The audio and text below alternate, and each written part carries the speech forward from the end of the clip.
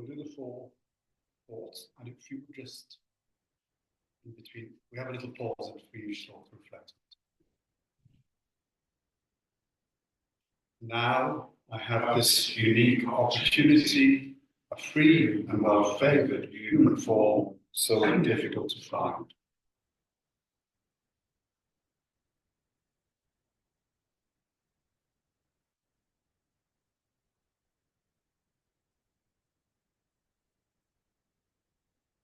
But it will not last forever. Death can come at any moment.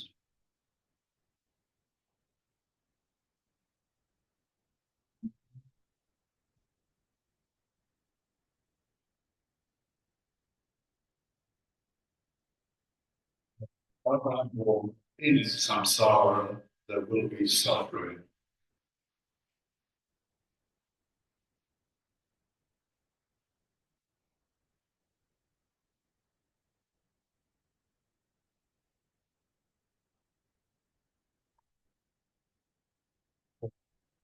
Virtues or harmful actions are the cause of the fact that cannot be escaped.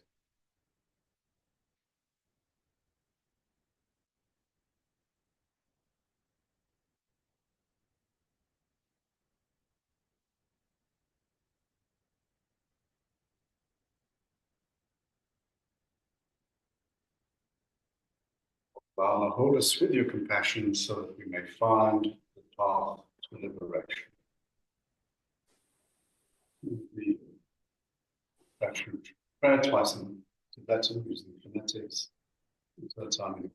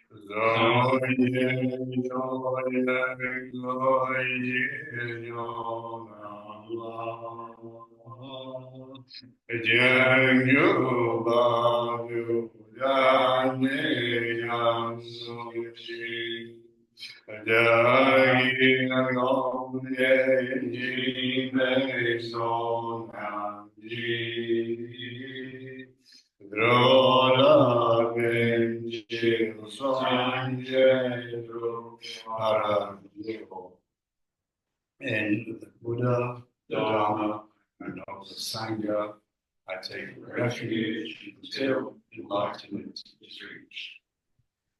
Virtue generated by this meditation and practice, may I achieve Buddhahood and benefit all beings.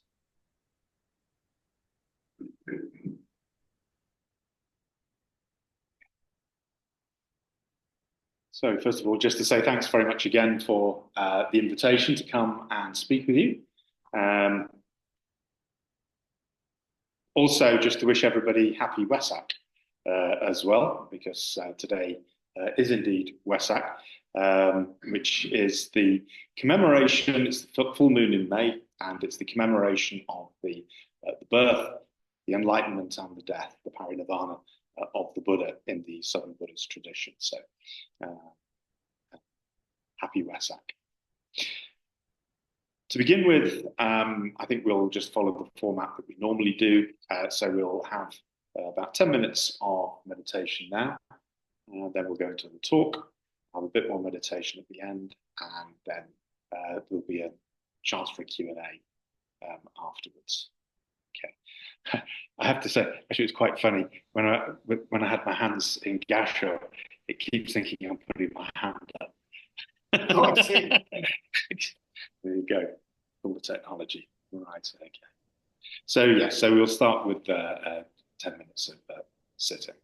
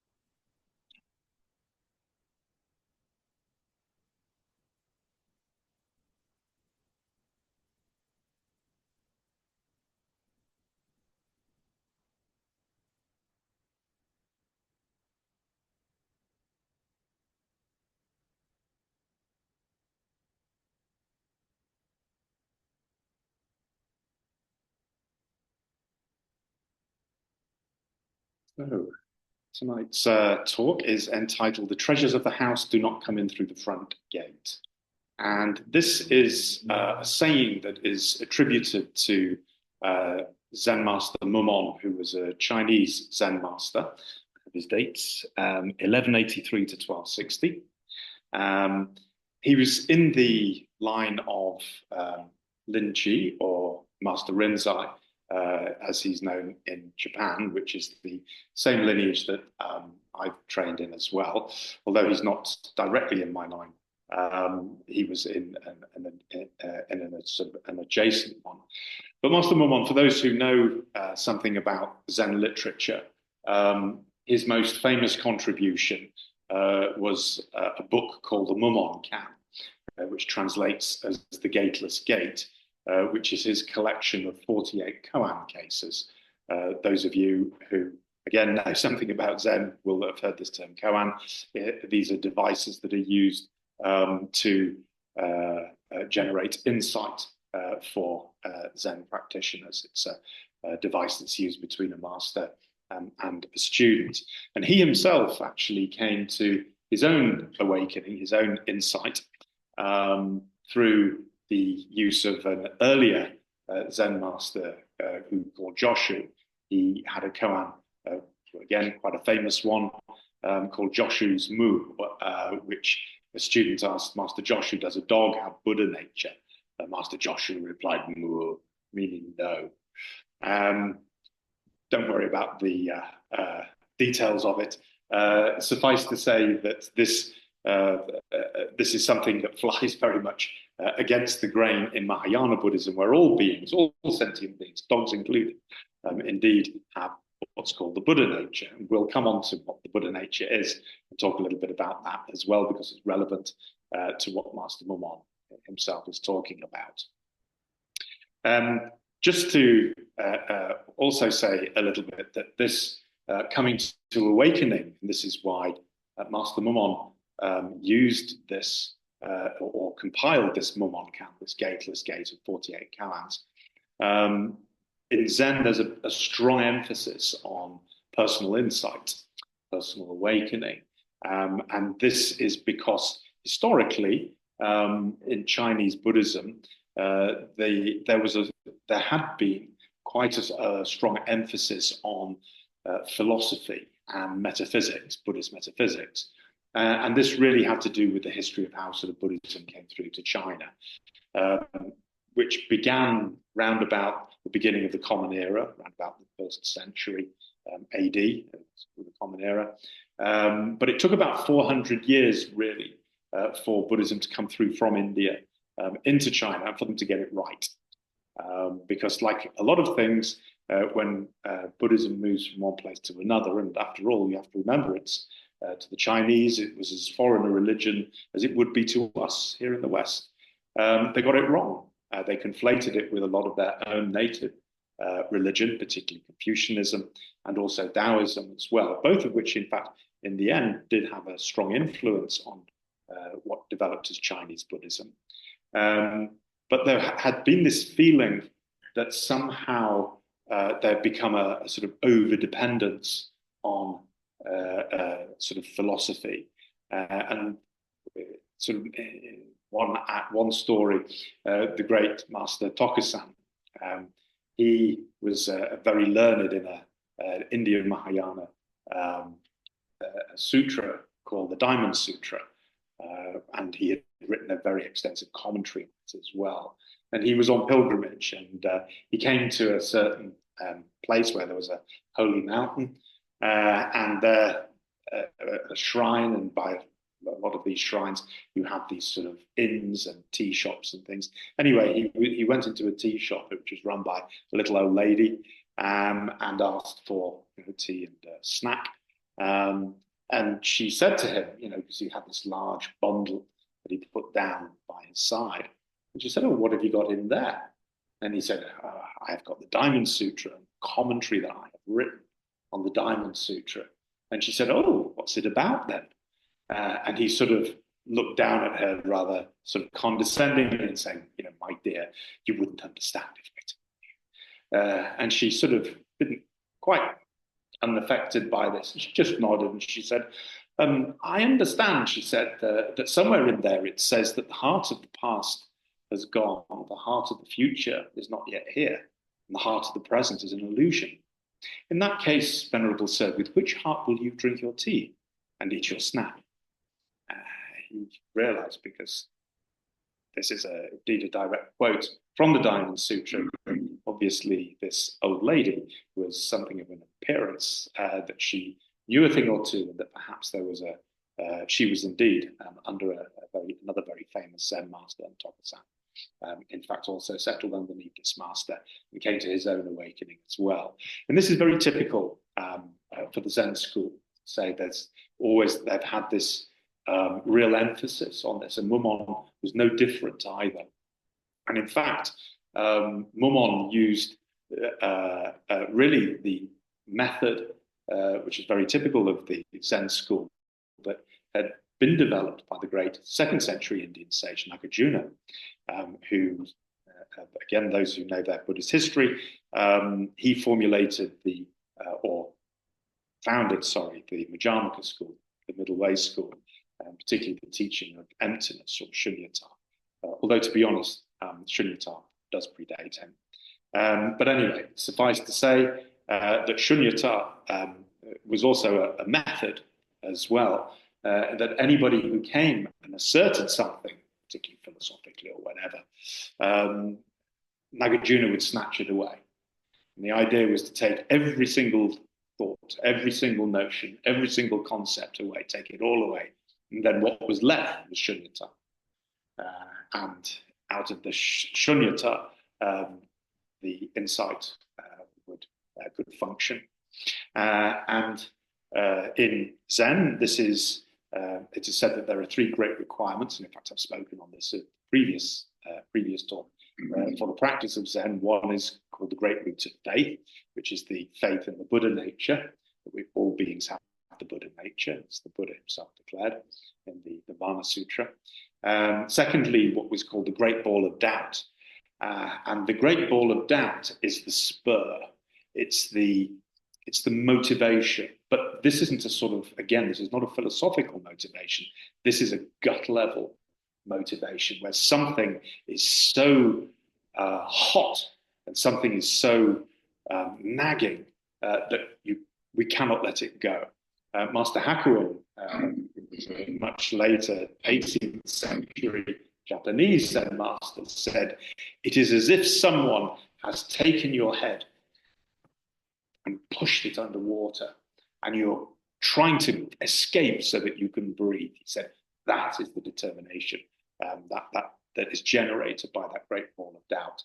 And Master Mumon was very good at this as well. He was very good, and this is what a good Zen master will do, will find the thing that triggers this great ball of doubt. For the Buddha, obviously, for Prince Gautama, it was when he took his trips outside the palace. If you remember the story, he saw old age, sickness, and death, and this absolutely turned his world upside down and caused him huge distress and prevented him from finding peace. And it wasn't until he took the fourth trip out that he met the sadhu, the holy man, who was sitting peacefully and serenely in the sort of ditch by the side of the road. And he was literally saying to him, "How can you sit there so peacefully?" Because as far as the prince was concerned, the world was on fire with this terrible suffering and this terrible portent that everyone was going to die, and everything we love was going to pass away. And the holy man just sort of said, "Well, I searched for deathless." And then it was shortly after that Prince Gotham said, "Well, I too searched for the deathless," and he embarked on his spiritual career. That resulted in him becoming the Buddha. And that for him was his doubt. That although it might seem a little bit strange to call it that, but that's what it calls. It's that which really triggers. And I remember Soka Morinaga Roshi, who was a Roshi. He was the head monk at the time when my own late teacher was training in Japan at Daitokuji in the 60s. He said that when students come to him, if they don't have a problem already, his basically his duty is as quickly as possible to give them a problem. And after that, then just to make it worse and worse and worse until the students have no option but to drop it. And once that has been dropped, then the source of the suffering has also been dropped, which is, of course, this delusion of I. This is what the Buddha said in the Four Noble Truths, this attachment to I, me, mine, myself, plus all my notions and all my points of view and even the way of seeing. When all that has fallen away and dropped off, then the heart opens quite naturally, and what has always been there, these are the treasures of the house, as we would see, are revealed. So this is why it's said in the Zen tradition that, in fact, the practice of Buddhism, the practice of Zen, is not about gaining or acquiring anything. We don't acquire wisdom.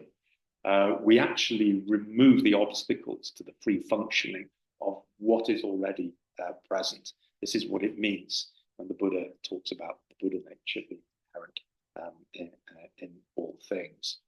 And so this is why Master Momon compiled these 48 koans, because koans is just simply a way, you have to remember, it's a little bit different perhaps for lay people, but if you're in a monastery, if you're training in a Zen monastery, you're going for interview at least twice a day. And if you have a retreat, which is once a month, you might be going 3 or 4 times a day. That's every day. And every day you're expected to provide an answer. Inevitably, 99.99% of the time, that answer is just snatched away. This is the old Nagarjuna thing, it's just snatched away. It really irks I, because I hate getting things wrong. I want to know. I must know. And it really begins to bite. So if you like, it's an artificiality. In the Soto school, in the Soto Zen school, which is the other major house of Zen Buddhism, they say that they allow the koan. They don't use, well, they sometimes do actually use forged koans, but more often than not, they allow the koan to arise in daily life. And it's rather like this. If you're in a monastic environment, though not always, it can happen in lay environments as well. Something will happen, something that needles, something that becomes a problem for me, and I can't get out of. And when it's bitten in, then that becomes the spur, and it can be used skillfully to provide the motivation. In the Tibetan schools, they have particular meditations around the cultivation of bodhicitta, or the aspiration for awakening. This is just another method, because the aspiration is also a spur as well. It becomes, if you like, it almost becomes, when it can, in some cases, it can become quite neurotic. It seems to go the complete opposite to where you actually sort of want to actually end up. But in a way, it has to do that. It builds up such a head of steam that it sort of catapults the psyche, it catapults the practitioner, and causes that letting go to take place. Because this letting go, again, is not a rational thing. The training is not rational. Religions are not rational. Deliberately, they're not rational, because we are not rational either. And that this part of us is, has to be attended to. So that's a little bit about Master Momon and what he was about as well. So we can look a little bit now at his saying, see what it actually says. So this, the treasures of the house do not come in through the front gate. So what's he actually referring to? Well, what are the treasures of the house? Well, the treasures of the house are the heirlooms. They're the family heirlooms. In a sort of, I think a little bit, I was going to say a little bit in the sort of the society we live in, we have lots of things, don't we? We have lots of sort of objects, etc. I was watching a TV program, the BBC, actually, it's the BBC drama thing, that involves sort of time travel. It wasn't Doctor Who, but it was something a little bit like that. And in it, a woman from the sort of mid-19th century suddenly gets catapulted into the 21st century, and she ends up knocking on the door of a house of another woman around about her same age and sort of invited in, this sort of thing. And she walks in, she goes, "Oh my God, you're rich." And she said, "No, I'm not." This was just but she said, "But you've got so many things." And of course, this reminds us, because this was actually a nice observation, because actually in the past, people didn't have many things, I mean, I don't know how many books you have in your house, but 300 years ago, books were massively expensive. Most people couldn't afford them. Even if you could read, you'd probably have the Bible, you might have the Book of Common Prayer, and you might have something else, which would probably also be religious, or maybe you would have one of those newfangled novels by Jane Austen or something. But that would be it, and you'd be considered, quite privileged, actually, as a result of that. And for clothes and things like, you had two sets of clothes, and you had two coats. If you were wealthy, you had a winter coat and you had a summer coat. And if it developed a hole, you sewed it up. You didn't go and buy another one from Primark or whatever, because all these things were hugely expensive. And this is, for most of history and in most geographies, this has always been the case. Most people had very little. I think we often don't appreciate just how much more materially we have, certainly in our neck of the woods as well. So the idea of the heirlooms, actually, of the house, the family heirlooms, were incredibly important. These would be things like, perhaps a piece of jewelry, something like that, for example, or it may be a book, or it may be, something made of something, a rather nice, pretty object, and so forth. These were the things that were handed down. And the whole point is that you were born in the house, in your family home, and these were your inheritance, and they were always there from the day of your birth.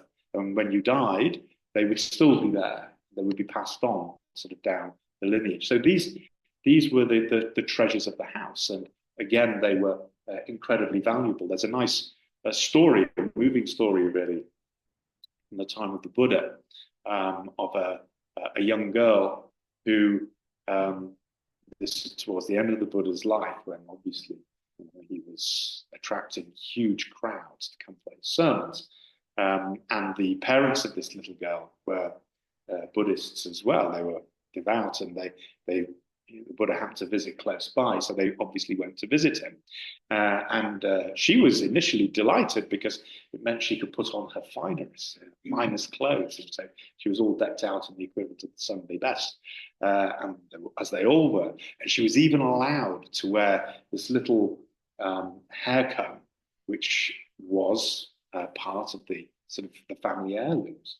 This is an incredibly precious thing, and it was only, she'd never been allowed to wear this before, so she was delighted. And they all went along to hear. And of course, they were quite far away at the back. And the Buddha started preaching, and she wasn't really particularly interested in anything the Buddha had to say. And she began, she sort of wandered off a little bit and began playing, in the grass by herself. And then at one point, she put her hand up to her head, and she realized that the hair comb was gone. It had fallen out. And she became very distressed as a result, because what was she going to do? She looked around frantically, trying to see if she could actually find it, and she couldn't. She became more and more panicky, more and more anxious as a result, when suddenly, a little distance from her, she noticed a little pool of light shining on the ground. In the middle of that pool of light was the hair comb. And she rushed over and she picked it up.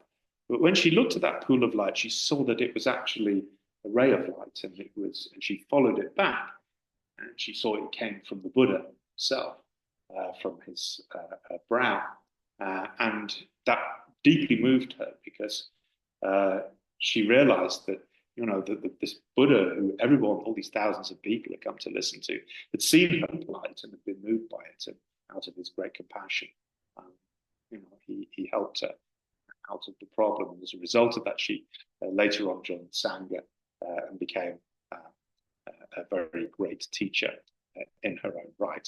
So these heirlooms, just to make that point, that these heirlooms are incredibly valuable. It's the other aspect to them, but they are already in the house, and this is why Master Mumon says, that the treasures of the house do not come in through the front gate. What he really means by this is, again, the point I already made earlier, is that in Buddhism, it's not about acquiring something. Wisdom is, or compassion, actually, the two great sort of legs on which the whole edifice of Buddhism rests, don't come into us. It's not that we go out and actually get them and bring them back in. And this is really important because most of the time that's exactly how we look at it. We hear about this great awakening, whatever. We think that this is something that, I must acquire, I must go out and actually get. And what we end up with is exactly the warning that the Buddha gave us in the Four Noble Truths. So in the Four Noble Truths of suffering, the cause of suffering, the stopping of suffering, the way to the stopping of suffering. In that second Noble Truth, the Buddha says that it is craving, in particular, this sort of attachment, this tendency to become attached to things. Now, often people sort of say, "Oh, well, I'm not attached to material possessions, particularly I can sort of take them and leave them, etc."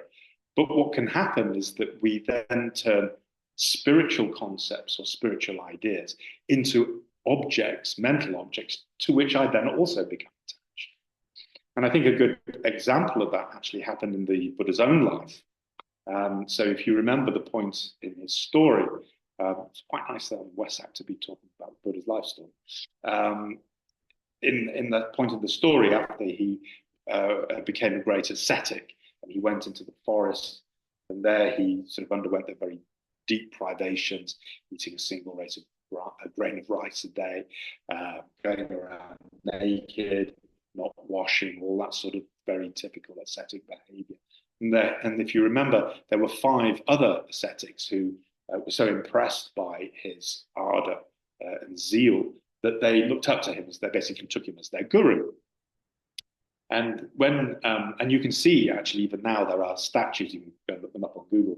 If you look for the emaciated Buddhas, there are statues and pictures of him at this time, and he is thoroughly emaciated, looks skeletal, just covered in skin. And it's said that he was so thin that he could actually grab his spine through his stomach. That's how thin he was. I've seen a couple of them in the British Museum, actually.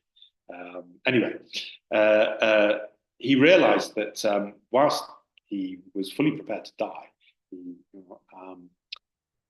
this wasn't going to solve the problem that he had embarked on the spiritual path for, which was to see into the problem, the cause of human suffering, what the actual cause was. So it was at that point that he decided to let go and to reject the life of the ascetic.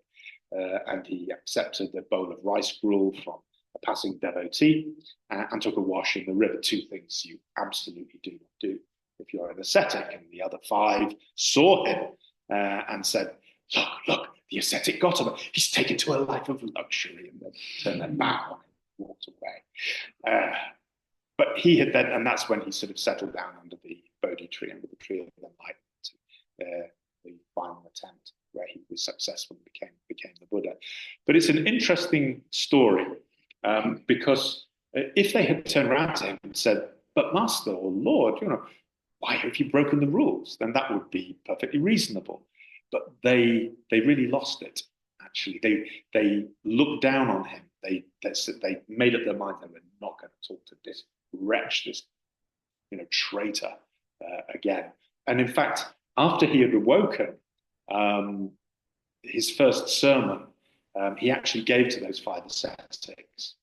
He found them in the deer park at Benares, and as he walked towards them, they sort of, and it says this in the sutta, they looked at him and they said, "Look, the failure who is Gautama is coming. He wants to talk to us. Ignore him. Don't speak to him. Don't speak to him like this." And it was only because the Buddha said his body was shining a sort of a golden light that they were entranced by this, and he sat down, and then he gave them their first sermon, which was teaching the middle way and these 4 noble truths that we are now very familiar with. But it was interesting because what we see there, in that case of the ascetics, is that whilst clearly they had let go of material possessions, they let go of their bodies, they'd let go of food and, comforts and even shelter and wearing clothes and washing and doing all the normal things that we would do. What had happened is that they had turned this life, the concept of being the ascetic, into another thing to cling to. And that's why they became so upset when apparently their guru had rejected this very thing that they now fully identified. This had become the new self for themselves. So the thing to which they had actually become attached. So in the end, this clinging attachment becomes the obstacle. This is the thing that has to be moved out of the way so that what's called the inherent functioning of the wisdom and the compassion can flow freely, can flow unimpeded. And I quoted earlier, I mentioned earlier, a sutra called the Nirvana Sutra. It's actually called the Mahaparinirvana Sutra. There's two of them. There's one that belongs to the Pali Canon, and the one I'm referring to, the Mahayana Sutra. It covers aspects of the Buddha's life story, including sitting under the Bodhi tree and awakening. And the words that are ascribed to the Buddha on his awakening in this particular sutra are different to the ones that you find in the Pali Canon. In the Pali Canon, it is said that the Buddha on his awakening said, "Now I have seen you, builder of the house. The ridgepole is broken, the rafters are shattered. Never will you build your houses again." And what he's referring to, this house builder, is the same as the inner picture maker. I'm sure we're all very familiar with the inner picture maker, or the inner sports commentator, as I like to call him, that the one that is constantly commentating on what we're doing, what we're seeing, and it's a fascinating thing actually. I often say to people, particularly if they're starting out in the practice of meditation, say, well, look, you're going to have this. You'll very quickly discover that this process of thinking, actually, it's not something that you do consciously. I mean, you can think consciously. It's like breathing. We can consciously breathe and hold the breath, or we can breathe slowly. Or we can breathe in fast. We can do all those things consciously. But if you don't, then the unconscious takes over. Yeah, otherwise we'd never wake up from sleep. Fortunately, well, it's a little bit the same with the thinking as well. I mean, we can think consciously about something. So, if Bob says to me, he said, "Do you remember the way back to the station?" I would go, So we go down the hill and across the lights, and then we go, and so I can consciously think of something. But if there's nothing to consciously think about, it doesn't mean that we stop thinking, does it? There's this sort of whirring that's sort of going on as well. And it can get very fired up as well. I mean, we can become, impassioned about things if we see or hear something that, that trigger me, that's something that I don't like, or something that makes me feel anxious, or something that I think I really want and I must have. I can't think of anything else. And then it becomes very repetitive. It's very repetitive indeed. It's like waking up in the morning within what's called the earworm, where you've got a song or even an advertising jingle in your ear. It's there for the morning, So these things can just happen, and you don't want them to, but they do. And when we sit down to meditate, we sort of think, switch off. But actually, I can't switch off, because this process happens unconsciously. And this is the builder of the house that the Buddha was referring to, this sort of picture maker as well. And it's interesting because one of the things that the builder of the house, the picture maker, actually does is that it takes away what my own teacher used to refer to, or covers over, what my own teacher used to refer to as the quiet spaciousness. And this is something that, if you've been practicing for a little while and you sit in meditation, you may well notice that the thoughts maybe don't stop dead, but they do become maybe fewer. And there's a sort of gaps open up in between them, so to speak. And through those gaps, we recognize that there's a sort of spaciousness. I can really describe it as it's a quality. And it's a quiet spaciousness, which is the quietness isn't quietness from sound, because there could be dogs barking, cars going past, etc. The quiet is the quality of the consciousness itself. Even the sense consciousness has a quietness. It doesn't ruffle. It doesn't disturb the passions. That I don't make judgments about it.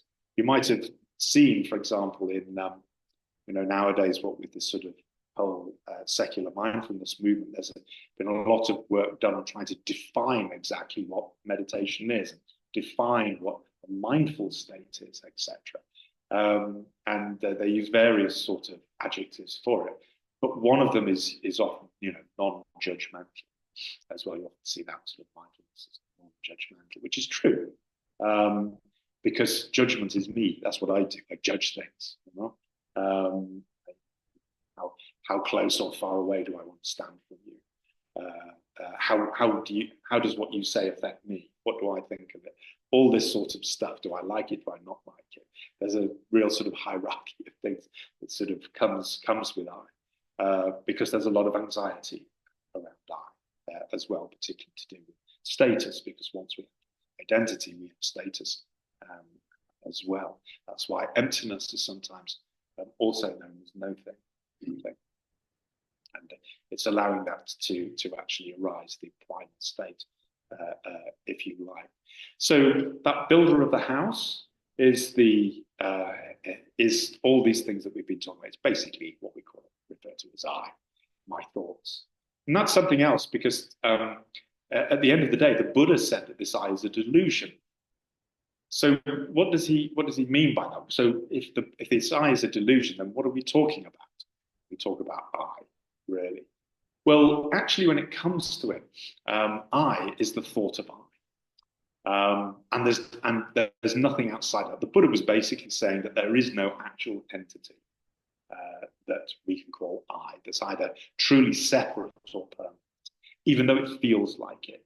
So I may say things like, this is my shirt, and this is my hand, and this is my voice, and these are my views about life, the universe, and everything. It's almost as if I'm not those things, but I possess them. And in order to possess something, there has to be a separation. Does that make sense?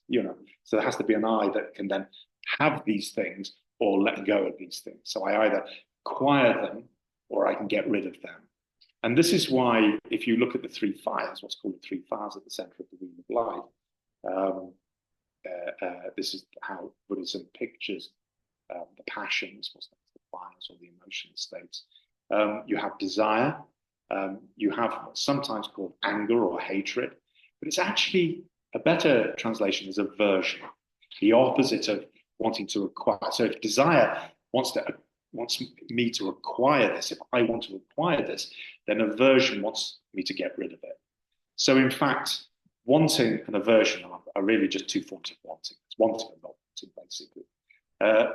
But that can only arise in the presence of the delusion that there is a separation. Because if there is no separation between myself and the world, there is no grasping possible. You can't acquire something if you've already got it. You can't get rid of something if you already are it. And that's just how it is. So wanting, grasping, and aversion, and anxiety, and fear, and anger, and all those things can only arise in the presence of this delusion of I. And this delusion of I are those thoughts. The thought that I must have a cup of tea right now. Why didn't I say yes when Steve offered to go and make me a cup of tea? And I should have done that. And now I can't continue this talk unless someone goes and gets me a cup of tea and all this. You see how it's not just a case of, well, I've been talking for a little while and it'd be quite nice to wet the whistle. Now it's become a matter of life and death. See how impassioned that suddenly it becomes something else. And those thoughts of what I must have, That is I. That's what we're referring. It's the thought of I is I. So it's not that I have thoughts. It's not even that thoughts have me. That's a little bit closer. Because at least, a thought like an earworm can have me for a whole morning. I can't get rid of it. But it's not that, even that's not quite true. I am those thoughts. So the thought of I is I. So in that absence, when that ridgepole is truly broken and the rafters are smashed, and never will you build your houses again, it means precisely that. It means that now there's a moving beyond, or going beyond I. And actually, this is the meaning of that term paramita, of which there are either 6 or 10, depending which doctrines you're looking at. But this going beyond I, and it's if you remember also that parable of the raft, do you remember? Because paramita is based on. So, the Buddha gave this parable saying that on this side, a man is trapped on one side of a river, it's dangerous, and on the far side, there is peace. That's nirvana, obviously, and this is samsara. How is he going to get over there? It goes about how he has to make a raft, and he gets logs and creepers and branches and weaves them all together into a raft. He lays the raft on the water, lays himself on it, and paddles over using his arms and legs. And then he gets to the other side. He gratefully lays it down and walks on. And he likens the raft to his teachings for helping people to sort of cross over. But this crossing over from this shore to the other is this moving beyond I. So that's the whole thrust, if you like, of those early teachings as well. That's the whole, that moving beyond from samsara into nirvana as well. And it's even contained in the word nirvana, because the word nirvana comes from the Sanskrit verb nirv, meaning to blow out, or to extinguish a candle, or to extinguish a fire. Of course, it's the fire of the passions that are being extinguished. And what we have after then is that peace at heart, which is what nirvana actually means. So that's what the Buddha said in the southern tradition. In the northern tradition, which is the Mahayana, on his awakening, he said, how wonderful, how miraculous, all beings, but all beings are fully and completely endowed with the wisdom and the power of the Tathagata. Tathagata is another name for the Buddha. But sadly, because of their sticky attachments, human beings are not aware of it. So that sounds radically different to what was said in the southern tradition, but actually it's not. It is, if you like, just a development and taking it from, it's picking up from where nirvana seems to finish and taking it just that little step further, showing it from that other side, from the other shore, so to speak. How wonderful, how miraculous.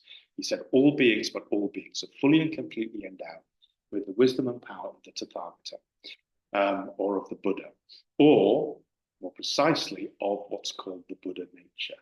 So this term Buddha nature appears actually in late Indian Mahayana Buddhism. It's known as the Buddha womb or the Buddha seed, Tathagata.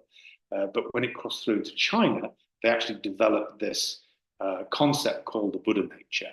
And it basically got rolled out with all the Chinese schools of Buddhism, including Zen as well. So it became that, if you like, that was Chinese Buddhism's gift to the Buddhist world, the concept of the Buddha nature.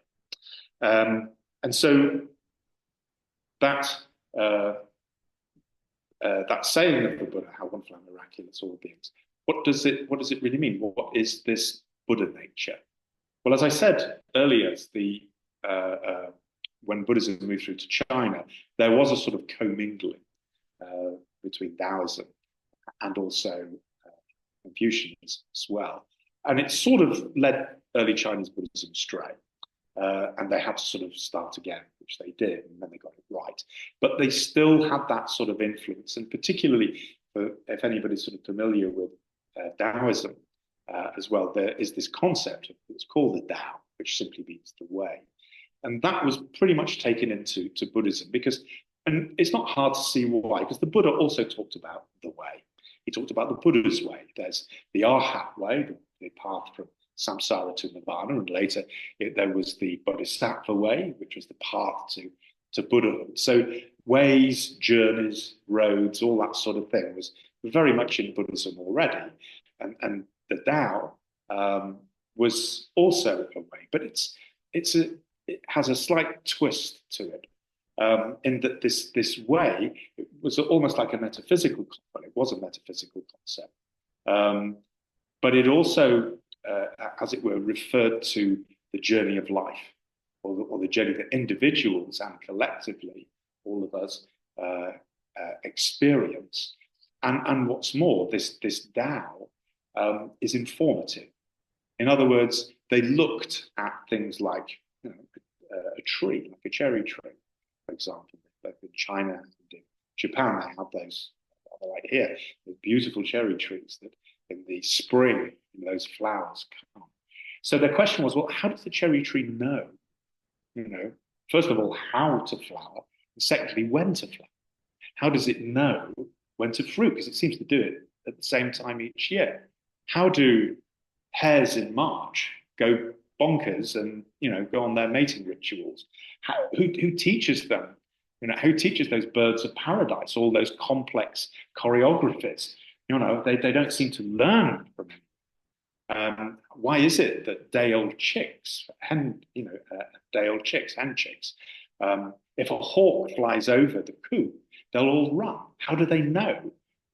But they won't do it if a seagull does. How do they know the difference between the sea? So where does this information come from? And this is where this notion of the way, and in Chinese Buddhism as well, the Dharma, and in living beings, the Buddha nature, came to be. So again, my own late teacher used to define the Buddha nature as the informing information that informs all forms. Sounds a bit of the informing information that informs all forms. So for the form of a day-old chick, when that hawk flies over, the informing information of the chick form tells him to run and then go and hide. For the cherry tree, it will blossom in spring because the informing information that informs the cherry tree, that's what it will do. And, the informing information for a dog will chase a cat. And the informing information of a cat will chase a mouse as well. So here we have this notion of this informing information, which Buddhistically arises out of, in living beings, arises out of the Buddha nature. So that's in living beings, but actually the same is true for even non-living beings, for mountains and the sun and the moon as well. They all have their own nature. And perhaps the best definition for us, as well as informing information that informs all forms, is actually is to use this term nature. And this is why in Zen and in Chinese Buddhism as a whole, there's a great veneration of nature. A lot of the arts, for example, you get some those beautiful sort of Chinese calligraphy and brush and ink of mountains and fruit and bamboo and sparrows and all this sort of thing. And there's and it becomes very much a meditative discipline. This contemplation of nature is something that really did take root in Chinese Buddhism and certainly Zen as well. I lived in a Zen temple for a number of years, and literally we watched. The only thing we were allowed to watch was David Attenborough natural history programs. So a lot of, but there was reason for that because it was to see this interplay, to see this informing information, and how even when you look at the lions, you see two male lions, for example. So you'll have a lion who'll have a sort of pride of lionesses, and they have offspring together. And then there's some interloper, another sort of, low male who sort of comes and tries to challenge. And they go through this amazing choreography, So first of all, the old lion will see the young one coming towards him, stands and faces him like this, to say, "You coming? Are you? You see how big I am?" And the young one, he'll see he's sort of a little bit like this, but he can see the lionesses, and that's what it wants, you see. It sees this big lion. And so the first thing they do is they look at each other. If it's obvious that the old lion is much bigger, then that's it, it's over, and he'll move on. But if they're more or less evenly matched, then they go through this sort of show. Basically, they'll puff the mane. That's what it's there for. And then they'll show them the weapons. So they'll snarl. They roll the teeth back so you can see the fangs. And they roar like this to show that they are aggressive, and they're prepared to fight. And that may decide it, because if one clearly has bigger weapons than the other, weapons of mass destruction, then that's it. You don't fight. And nature has always sort of been like this. There's, any creatures that just go berserk, will have been weeded out a long time ago. Because if you've got weapons of destruction, like teeth, like claws, like terrific strength, and you just go around, everyone just goes around fighting each other, you're not going to last very long. You're going to get wiped out pretty quickly. So they don't do that. They don't do that. So this is a display. It's very different to what we might think of as our human aggression, where we can really lose it.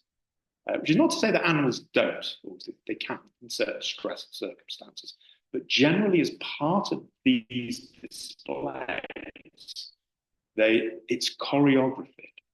And the question is, who teaches that? Who actually teaches that? And who polices it? No one is the answer. They have no legal system. They have no religions giving them moral codes or anything like that. The only ones who have that are humans. We're the only species that seem to need it. It doesn't always work brilliantly with us, but we do, in fact, have it.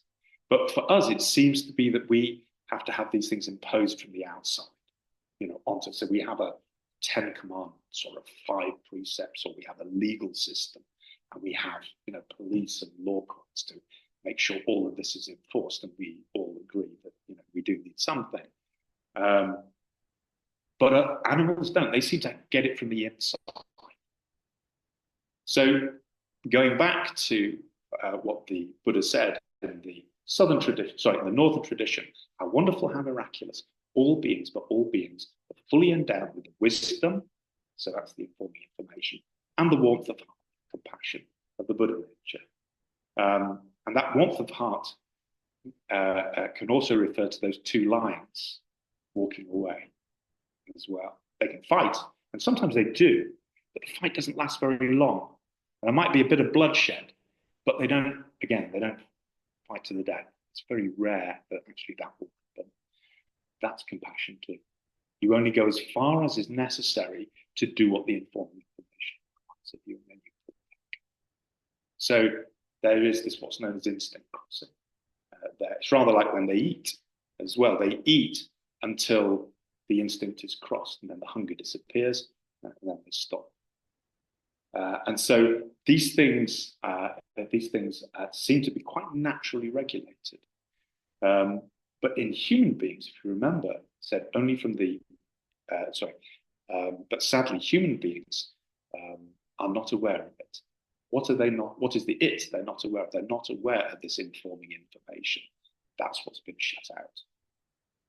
So that hopefully begins to make sense of what this path is about. And I've been saying that it's not about acquiring anything from outside. It's about removing those obstacles so that the informing information can flow again. Because it's not just cats, dogs, and cherry trees that have a way. Humans also have a way. And although we have to impose these things on ourselves from the outside, they're only apparently imposed from the outside. Ideally, they reflect that informing information, but being shut out from it, we have to impose it artificially, if that makes sense. See what I mean? Because it won't arise naturally. This is why in the Zen school, you then see those stories that will say things like, for the enlightened, they do not have to follow precepts. For the enlightened, they do not have to obey human morality or something like that, which makes us think, oh, wow, they can do whatever they like. But the thing is that whatever they like actually is obeying their own human nature. And that human nature itself is the source of those codes and those laws, etc. That's where everything comes from, because it's always the informed information. So this, if you like, is what's inside. This is, in fact, what we actually have. So how then can we proceed? How then do we begin to unpick some of those obstacles? Well, in a Buddhist practice, obviously there's practice of meditation, which is the practice of becoming aware and living in awareness. But also there's a practice in daily life of restraint as well. So we have a practice of restraint. So obviously we've got things like those 5 lay precepts, not to harm, not to steal, not to commit sexual misconduct, not to use false speech, and to refrain from intoxication. Those are sort of 5. I mean, they're not particularly Buddhist, but there are some basic framework within which we can live and work. And obviously, if you go on to something like a retreat, you'll take on board other precepts as well. So you might not speak, for example. So that precept around speech becomes total. And that will probably include taking away mobile phones and all forms of communication, etc. And that's deliberate. So this is what's known as the practice of restraint. We begin to practice. We begin to take away some of the choices that I can have. And this is what the third Chinese patriarch, third Zen patriarch, Master Sozan, said. The great way, is not difficult. It merely avoids picking and choosing. And what he meant by this was precisely this ability to be able to not, to be able to let things go, basically. Because what is that picking and choosing? Well, it's actually I picking and choosing. And there's 2 ways things can happen. Also, just to flip it around a little bit, because I talked a little bit about emptiness earlier. And naturally, we hear this term, think, well, what is this emptiness? And so, well, it's emptiness of self, emptiness of I. This I is laid down completely. And there's this feeling, isn't there? Because really, I'm the hub and the center of my universe. If you take me away, then my life's over. I mean, nothing's going to happen, is it? I decide when I'm going to sit down. I decide when I'm going to stand up. I'm going to decide when to have dinner. And I'm going to decide what I'm going to do with my life, my job, and who I may meet up with, and all the rest of it, and what I do with myself. These are all things that I choose to do. But actually, from the Buddha's point of view, you'd say, well, no, actually, it isn't, because you are not the informing information. Actually, each of us individually also has an informing information that informs all forms. It's not just that we all have the same human nature in what we do. And if, for example, you go out and you go and have a look at, say, an oak tree, there could be, I don't know, 10,000 leaves on a tree, on a big, big tree. You could pick any 2. No 2 leaves are exactly the same on there. Yet all of them are identifiably oak leaves. You wouldn't mistake an oak leaf from a birch leaf or from moss chestnut if you would know. But yet no 2 is the same. And you've never seen that leaf before, but you know exactly what it is. So it has if you like, a collective nature, but it also has an individual nature as well. So the informing information that informs all forms works on those different levels as well. And if you big it up, for example, and take it to the size of the universe, at the latest count, astrophysicists say that the universe is about 13.5 billion years old. Okay, so since its beginning right up until now, okay, the universe has never had a plan. It has no blueprint. It has no ambition. It doesn't really have a purpose. Not in the commonly understood sense that I might have a purpose and think, when I grow up, I want to be a chemist or something like that. It doesn't have that. What it has is this informing information. And it's produced all this, including us. So that's not bad for emptiness. That's not bad for no I, no self at all. So it's, again, the delusion of I can't quite see it like that. But in fact, this is how we operate. And to be honest, it's how we operate every single day anyway. You know, I don't know about you, but you know, I did not wake up this morning and think to myself,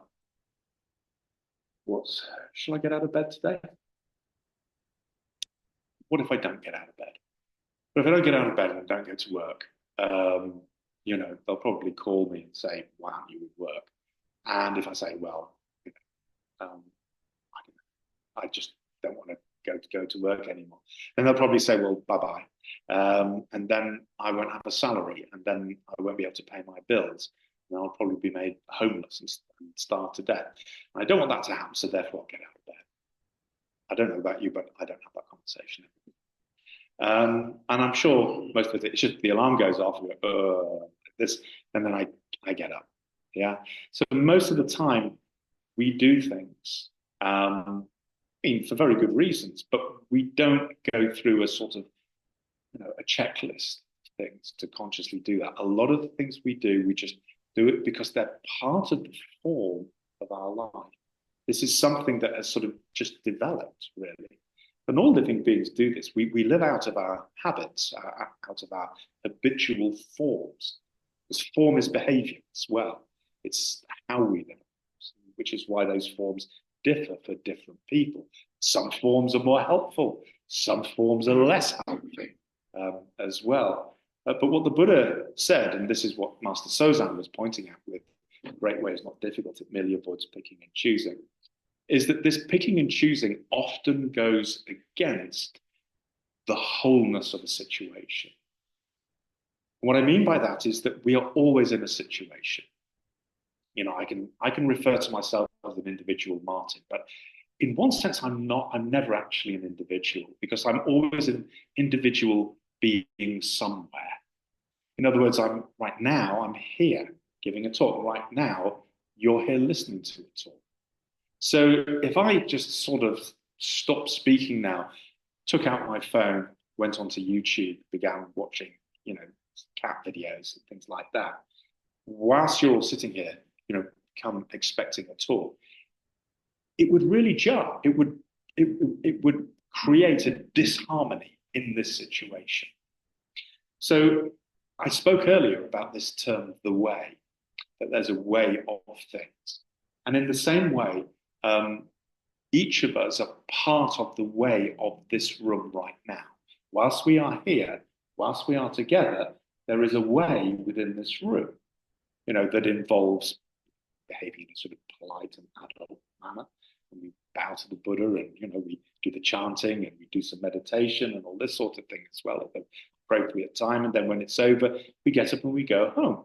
And then there's another way that starts there as well, you know, what it is that we're doing. So that we're always in a situation and there's always a harmony within that situation. The task of wisdom is to recognize what that harmony is, to go along with it.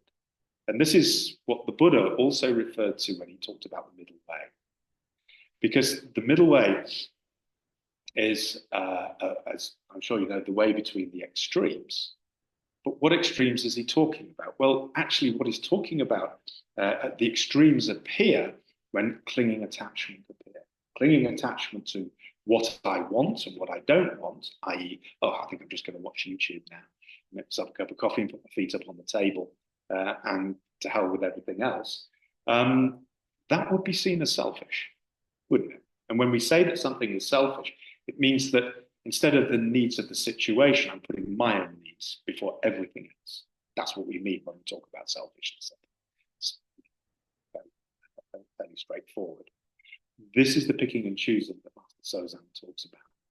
So learning to recognize the situation, recognize our role in the situation, how to participate in the situation, and then to obey it, and then to do it. I said that Chinese Buddhism was influenced by Taoism as well, and the classic of Taoism, of course, is the Tao Te Ching, the way it's virtue, the way it's power. And if you haven't read it, I would heartily recommend it. Anyway, chapter 25, the last verse of that goes, man obeys the laws of the earth obeys the laws of heaven, heaven obeys the laws of Tao, the Tao obeys its own inherent nature. So you've got man, earth, heaven, Tao. Okay, so you've got those four things, and those four things operate together. If man obeys the laws of earth, then he is nestled inside Tao. Everything works accordingly. That's basically how Taoism works. And Buddhism, being an Eastern religion, also shares that.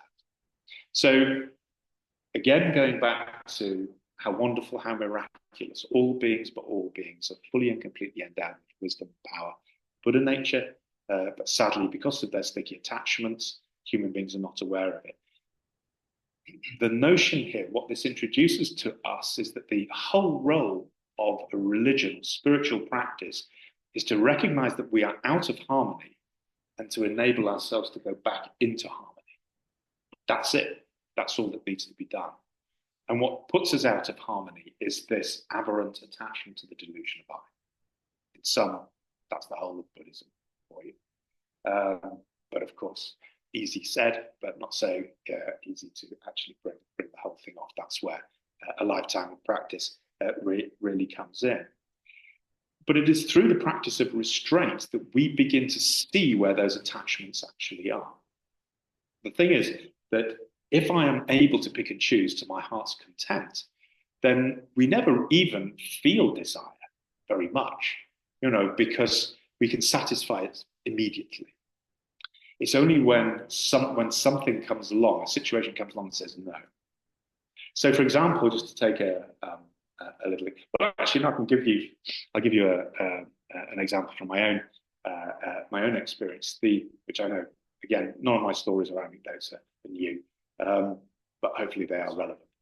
So, the first time I went on a longer residential retreat, 5 days, which is a little Catholic priory down near Brighton. And there were so many of us that 6 of us had to sleep in the meditation center. And I was one of them because I was one of the younger ones at that time. And because we didn't have our own bedrooms, we were given our own little community room. We could store all our stuff. And there's a few chairs there. We could just, be there. Now, at these retreats, they're pretty tough. I mean, there's about 8.5, 9 hours of meditation a day. Not all in one go, but spread out throughout the day. There's no talking, there's no distractions, there's no TV, there's no reading.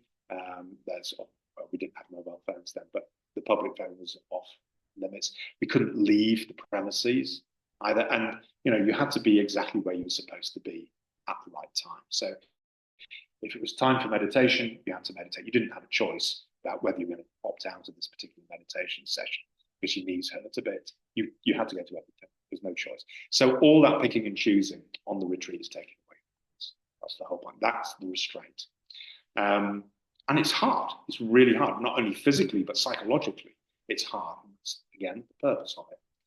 To really sort of bring, well, I'll explain why shortly. But suffice to say that, I remember the one thing that we could pick and choose about was food. You could put food on your plate. You could put as much on as you want. You could have seconds, you could have thirds. And because it's the only thing you could choose, we all ate like wolves whilst we were there because it was all our desire just get focused on this, the one thing you could actually make a choice about. So the food was really good. The nuns, grew a lot of their own food.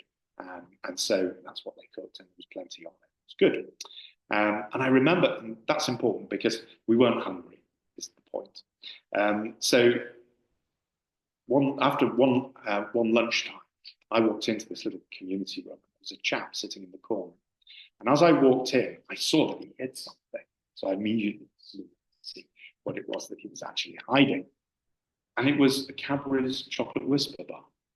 And when he saw that I wasn't anyone of consequence, he sort of pulled it out and started eating it, you see. Now, there's no actual rule that says, you can't eat a chocolate bar at a session, but it's sort of understood that you're introducing an element that, A, is unnecessary, and B, is a bit of a prop, a bit of a crutch. And probably better not to do it. But anyway, he did. And the funny thing was that when I looked at him, I knew exactly what he was doing, because at the time I smoked, and I used to use smoking in exactly the same way. So, for example, in the afternoon sitting, there was a 2-hour slot between 4 and 6. It was pretty grueling. You've been sitting for the whole day. And I'd sort of think, I'll just have one more cigarette, before I actually have to go. And when we get to sort of like the third period, I'd be thinking, just one more to go, and then I can go and have another cigarette. You see, so I was doing this bartering with myself, and I knew that that's what he was doing. He was saying, this is really tough, and I've got to do this 5 days, and it's only day 2. If I put up with it, but I just need this one treat. I just need this one treat. And what the restraint does at some point is that it will take that away. And then it says, now what are you going to do? Are you going to survive, or are you going to fall apart? And actually what you find is that you survive. And in that moment, you go beyond what yourself believes. In that moment, you suddenly realize that that belief that you become quite convinced, this is who I am, is a delusion. So that's the moment of parameter. That's the moment of going beyond, of actually crossing over. With that comes a release from that belief as well. Suddenly the world gets a lot bigger. And I have to say, it's remarkably true. And most of us probably have no idea of just how much strength we really do. Because we never test it. Because we can always satisfy ourselves. And we never have to say no to it. Well, we do sometimes. But by and large, if we can manage not to say no to ourselves, then we won't. And we can suit ourselves. But this is how restraint becomes a revealing truth. It begins to really show us something. And I'll give you, again, a little example of that. I remember when I was living at the temple, there's a lady who used to come every so often. And she had a number of mental health problems. One is that she was bipolar. And at certain times of the year, particularly, though generally anyway, she could fall into a sort of depression, and she just wouldn't get out of bed, or she'd get herself out of bed at like 2 o'clock in the afternoon, and then she'd stay up late and this sort of stuff. And it was all over the place. It really was. And she knew it was all over the place, but she just felt she didn't have the strength to be able to do anything about it. But the thing was, I noticed that she used to come and stay with us at the Zen temple. Well, we're up at 6 o'clock in the morning, and you go to bed at 11 o'clock at night. And there's no ifs, no buts. Everyone does this. And she had no problem with that. She would be up at 6 o'clock. She would go to bed at 11. That would be it. The difference was, and I actually sort of said this, I said, we don't have magic mortar in the bricks or anything. There's nothing in the air here, no magic dust or anything in the air that makes all this possible for you. The only difference is that here, you don't have a choice. And so at 6 o'clock, you're up. And it's not a problem, is it? She said, no, not really. So, but when you go home, you give yourself permission. You give yourself that choice. And therefore, you don't. And so you end up being split inside with part of you that wants to get up and live their life, but the other half that says, no.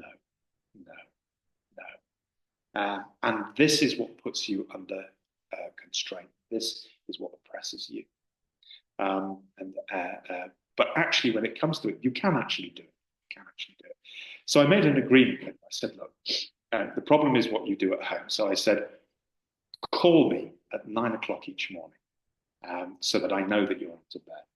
And we'll just do it Monday to Friday. The weekends are yours. She said, okay. So she did. She began calling me at 9 o'clock in the morning. And I say, hi, how are you? And exchange a few words. And then, we put the phone down. And then the following day, she'd phone me back at 9 o'clock, and she'd say, yesterday we spoke on the phone, she said, I was actually in my nightie. And as soon as I'd finished, I went straight back to bed. She always told me the truth, always. And I said, okay. I said, are you in your nightie now? She said, yes. I said, go and get dressed, call me straight back. So she would. And we actually did this for 18 months, Monday to Friday. The weekend she could have her own time. And at the end of that time, she was getting up more. And it completely revolutionized her life. It was just one thing, one small habit. She began getting up. She used to get up at 7 o'clock in the morning. And she said, I've got my life back. She said, I'm doing things. She said, I don't know how I live my life. She said, there seems to be so much to actually do. And her whole attitude changed with that. And then I didn't see her for about 6 months. Then she came to the temple again. And I said, oh, how's it going? And she said, yeah, it's going fine. It's going absolutely fine. It hasn't gone back at all. She said, there was one interesting morning, though. She said, I woke up. It was a lovely sunny day. And I woke up and I thought, oh, she said, it's really nice. And I'm really enjoying just lying in bed. She said, maybe I'll just have an extra half an hour. Maybe I'll just indulge in myself. She said, suddenly, this thought erupted in my mind. It said, this isn't an indulgence. This is self. And she said, I got straight out of bed because it terrified me with that. But it was interesting because that old thing just resurged, but there was a new thing there that she could hear that told her exactly what this other voice was about. That could see precisely what that voice really was about.